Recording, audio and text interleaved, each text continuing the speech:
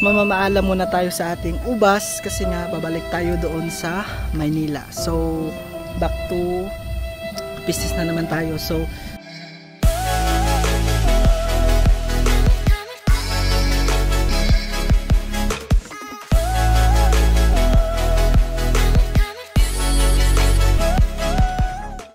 what's up guys? So it's me again, Lucky Spark, and for today's video guys ay mamamaalam muna tayo sa ating ubas kasi nga babalik tayo doon sa Maynila. So back to business na naman tayo. So dito po ngayon ay parang official tour ko po kayo. So sa mga nais bumisita po, pwede po.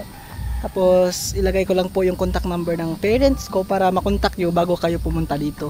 So yung mga tanim pala dito is ano pa lang, mga 5 feet. Tapos yung iba nasa ano na po, nasa itaas na. So ngayon po itutur ko po kayo sa ating Lucky Spark Vineyard po. So ito po yung sinasabi ko, yung una nating tanim, which is ano, Catawba grape plant. This is a Catawba grape plant po. So ito po symbol kung saan dito ako nagsimula po. So dito yung nasunod ano, ng mga tanim. So may mga insekto na yan, tapos natin yan. So ito po yung ano natin, Miracle Grapes. So yan, so meron tayong mga tanim dyan at Baikonur.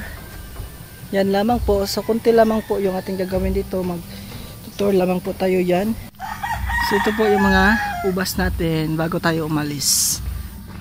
So yan, tumon na tayo. Yan, marami ng dahon. Yan.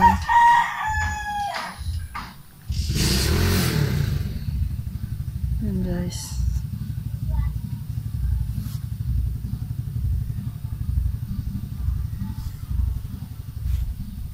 Dito tayo sa harap.